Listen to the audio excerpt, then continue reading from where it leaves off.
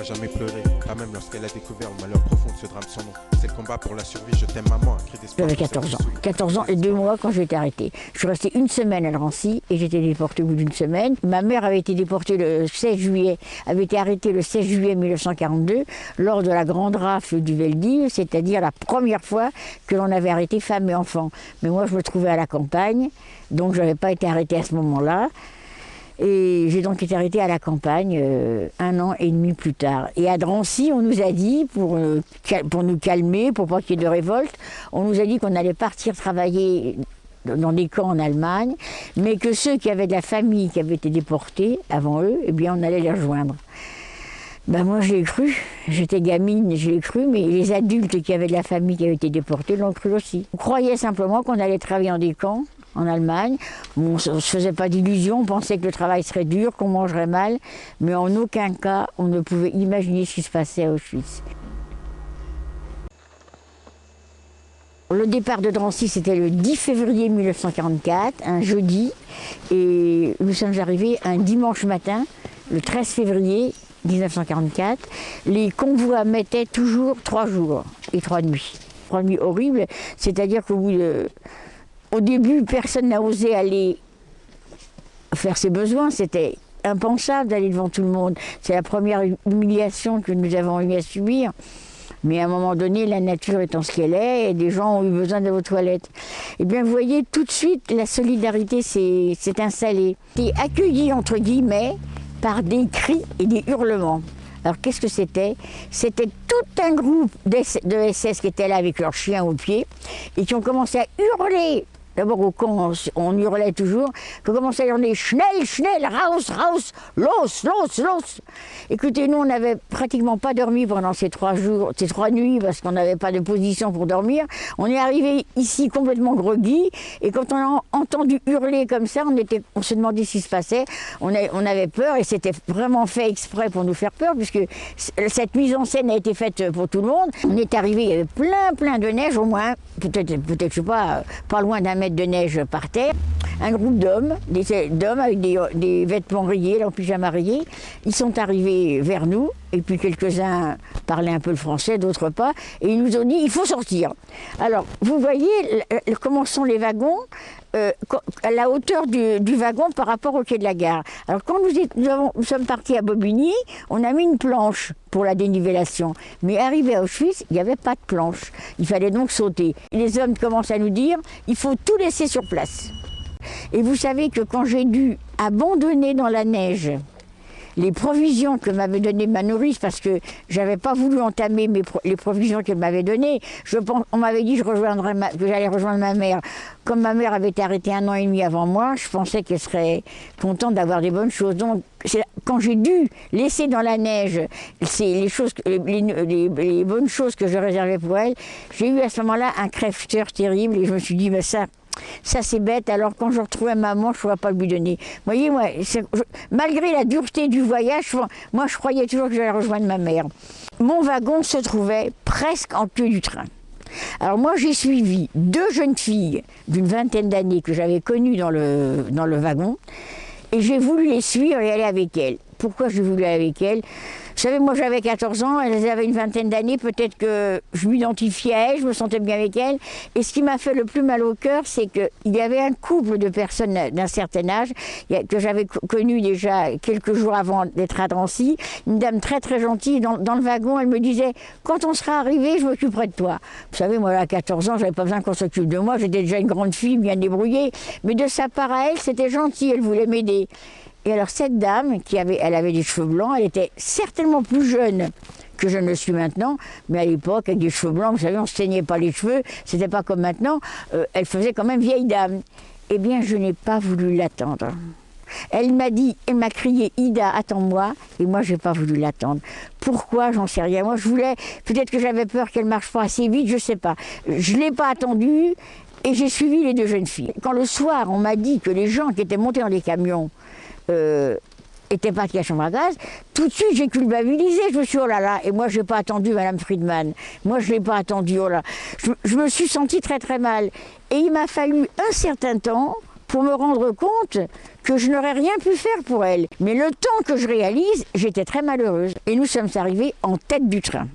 Alors, je dis qu'il y avait plein d'Allemands, tout un groupe d'Allemands qui étaient là. Alors, ils étaient là le long de la voie, mais en tête du train, il y avait un seul SS avec sa badine qui faisait la sélection. À sa gauche, il y avait tout un groupe de femmes, 12 ou 15 femmes qu'il avait déjà sélectionnées, et à droite de lui, il y avait des camions qui stationnaient les uns derrière les autres.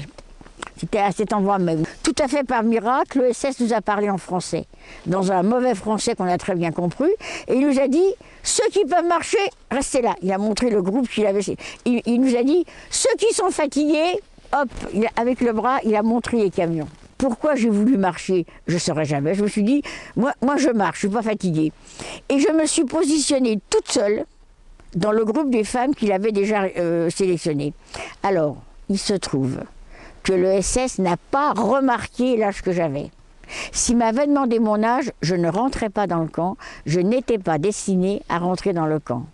Ne rentraient dans le camp que les adolescents de 15 ans et demi, 16 ans d'apparence, qui pouvaient travailler. Mais à 14 ans, on ne rentrait pas dans le camp. Avec les femmes qui vont marcher, j'ignore totalement que je joue ma vie ce jour-là.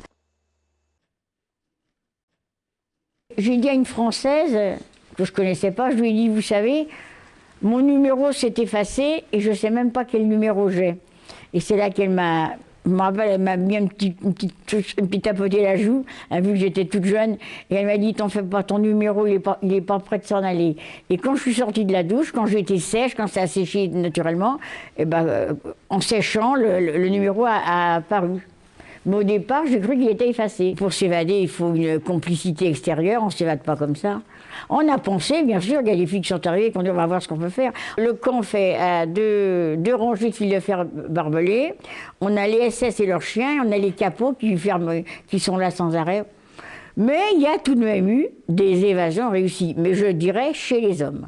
Je suis restée 11 mois entre Birkenau et Auschwitz. À Auschwitz, j'ai passé les 3 derniers mois à Auschwitz. Il y a 3 niveaux. Au milieu et en haut, c'est du bois. Et vous voyez que tout le bas, c'est du béton. Ça veut dire qu'il faisait encore plus froid en bas, parce qu'il y avait une mince, je dirais pas, une mince paillasse sur de bois et en paille.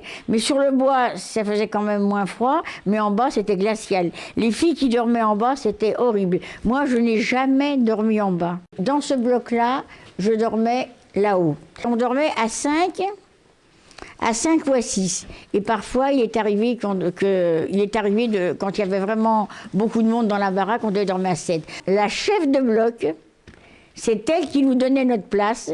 Et une fois que la place était désignée, on ne pouvait pas changer. Heureusement qu'on n'a pas été séparés entre nous. Parce que nous, on a commencé à sympathiser et à se faire des camarades dès l'arrivée. Puisqu'on n'avait pas de famille, on est arrivé seul. On s'est regroupés par affinité, par âge. Moi, j'étais la plus jeune, mais mes camarades, elles avaient 15 ans. Elles n'avaient pas 15 ans, on avait 16 ans, 18 ans, 19 ans. On avait donc 2 couvertures. Pour 5 ou pour 6, on avait 2 couvertures en coton, vraiment très petites. D'abord, il fallait dormir toutes du même côté pour avoir assez de couverture, parce que la couverture n'était pas très grande. On a instauré un tour de rôle. On a dit, puisque c'est comme ça, puisqu'il n'y a pas assez la couverture est trop petite, eh bien chacune notre tour, on va dormir au milieu pour avoir moins froid. Ça, c'est ce que je voulais vous démontrer, c'est ça la solidarité. On n'avait absolument pas d'hygiène, l'eau était absolument introuvable. Ça, ce sont les latrines, c'est-à-dire, comme vous vous en doutez, les toilettes communes. Alors, vous savez qu'on vient là, quand la capo nous donne l'autorisation. Il n'y a qu'une solution, si on veut avoir de l'eau, si on veut ne pas avoir des boutons, si on veut rester propre. On va aller se laver après le couvre-feu, en risquant d'être interpellé par des capots, battus et tout, en risquant même qu'un SS dans une sentinelle nous tire dessus. Mais vous voyez, on avait tellement envie de vivre, on était tellement jeunes qu'on était inconscientes et je pense qu'on ne réalisait pas. On ne réalisait pas le risque qu'on prenait. La nuit, on attendait le couvre-feu, on enlevait le vêtement qu'on avait, on montait dans la rigole, là, chacune, et on laissait couler l'eau. C'était une eau rougeâtre, qui était un peu rouillée, et on se lavait là, sans savon, sans serviette, sans rien. On y en a eu 2 fois par semaine. Mais la moralité, c'est qu'on n'a jamais attrapé de bouton. On se réunissait, on s'asseyait où on pouvait. Si le temps était sec, on s'asseyait par terre.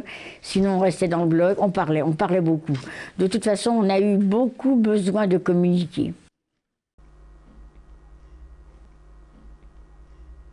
Les 3-4 derniers mois, à Birkenau, j'ai travaillé dans une usine d'armement qui s'appelait l'Union Verquet, qui était un petit peu en dehors de la zone de surveillance, qui était dans la zone de surveillance du camp, et on nous avait fait partir dans des blocs à Auschwitz même. Pourquoi on avait voulu nous rapprocher, j'en sais rien. Alors dans cette usine, on faisait des détonateurs pour grenades. Bon, je reconnais bien là, les fenêtres, là, les carreaux. Je reconnais bien là-haut, mais je voudrais voir au milieu si je retrouve quelque chose qui me... Le coin où je travaillais, j'aurais voulu retrouver. Et il s'est passé une chose, c'est qu'à la fin septembre, à peu près, 1944, les hommes du Zonder Commando sont venus contacter les hommes de mon usine et leur ont dit: on a un projet, on veut faire une rébellion, il faut absolument que vous parliez avec les femmes qui travaillent au dépôt, au stockage de la poudre, il faut qu'elles nous donnent de la poudre, en fait, des explosifs, pour faire sauter un crématoire.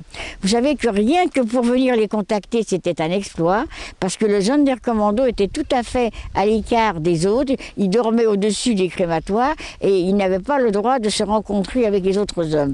Pas moi, puisque moi je travaillais à la table de montage, mais juste à côté de moi, il y avait le pulverum, c'est-à-dire la pièce de stockage de la poudre. Donc, ils ont donc contacté ces femmes, nous on est au courant de rien, bien sûr, tout a été tenu secret. Ils ont contacté ces femmes qui, en plusieurs fois, ont risqué de subtiliser de la poudre du stock pour le donner aux hommes. Un pan du crématoire est tombé, il a été rendu inutilisable. Les hommes du Sonderkommando ont été tout de suite entourés, cernés par les soldats allemands qui les ont poursuivis. Eux ont essayé de s'échapper justement par ici. Et ceux qu'on n'est pas arrivé à fusiller, on les a repris et on les a, on les a gazés dans un autre crématoire. Le chef du camp a tout de suite voulu savoir qui avait fourni la poudre. Ils sont allés à l'usine et ils ont demandé le numéro des filles qui travaillent au dépôt de poudre. Elles sont allées, paraît-il, dans le bloc disciplinaire, le bloc 11 à Auschwitz, où elles ont été torturées pendant plus de 3 mois. Et un soir, le 16 janvier 1945, c'est-à-dire très peu de temps avant l'évacuation du camp, on rentre de l'usine et au lieu d'avoir l'appel devant la baraque, on nous met sur une petite place. Qu'est-ce qu'on trouve? Une potence avec 2 cordes et le chef du camp qui était là. On amène 2 jeunes filles, les mains derrière le dos, donc elles ont été pendues devant nous. Je peux vous dire que c'est une des choses qui m'a le plus marqué au camp. Parce qu'elles sont arrivées, elles étaient en bonne santé, elles respiraient, la corde au cou, puis d'un seul coup on a entendu craquer la corde dans le... C'était le soir, c'était 6 heures du soir, il faisait nuit, il fallait absolument assis. On a essayé de ne pas regarder, mais on a dû assister quand même à la pendaison. C'était vraiment un acte absolument héroïque, parce que les filles qui travaillaient au stockage de la poudre savaient très bien, en acceptant de subtiliser la poudre, savaient très bien que c'est elles qui risquaient. Vous voyez, c'est pas moi qu'on est venu chercher, c'était les filles qui étaient au stockage. Alors elles ont payé de leur vie, elles ont donc été pendues, et 11 jours après, c'était l'évacuation, on partait sur les routes. J'éprouve que j'ai eu une immense chance à mon âge de survivre, et j'éprouve que j'ai une dette envers tous ceux qui sont restés. La dette que j'ai, c'est de faire savoir et de transmettre. En 88, quand je l'ai vu pour la première fois, j'étais complètement déboussolée. D'abord, je n'ai rien reconnu. Vous voyez, ce que vous voyez là-bas en face, comment ça s'appelle, toutes les baraques en bois qui ont été démantelées, dont on a brûlé le bois, il y a des espèces de cheminées qui restent. Et quand je suis arrivée ici, je n'ai pas reconnu le camp, je me suis crue à Pompéi. À un moment donné, comment je lui dis, ça a presque capoté. Je me suis pincée, je me suis dit, mais je rêve ou je reviens dans le camp où je suis vraiment libérée. Il y a un moment où ça a été dur. Dans le camp, il y avait des bruits terribles. Il y avait sans arrêt les capots qui hurlaient. Il y avait des coups de sifflet, il y avait des hurlements, il y avait des femmes... c'était très nombreux, on était près de 40 000 ici à Virqueneux en 44. Bon, il y avait des femmes comment dirais-je, dans leurs vêtements de bagnard, qui marchaient, qui étaient pâles, qui étaient maigres, qui étaient décharnées et tout. C'est plus du tout. Et puis il y avait l'odeur, il y avait les. Donc c'est pas du. Ça c'est quelque chose de clean qu'on voit là. On peut pas imaginer qu'il y a eu tout ça. La première fois, bon, pour moi c'était très dur. Je pensais pas que je reviendrais la deuxième fois. Et puis je suis revenue quand même en 89, on m'a redemandé de venir, et puis j'ai compris, en voyant les copies des élèves qu'ils ont fait dans l'avion, c'était la présence des témoins. Ils avaient pu discuter avec les témoins, savoir comment était la vie. Ils parlaient pas pour eux, les guides, ça les intéressait pas. En somme, ça les intéressait pas de savoir exactement les dates et le nom. Ce qui les intéressait, c'est comment on vit au camp et comment on survit, voilà. Donc, je me suis rendu compte que ça avait été utile de venir.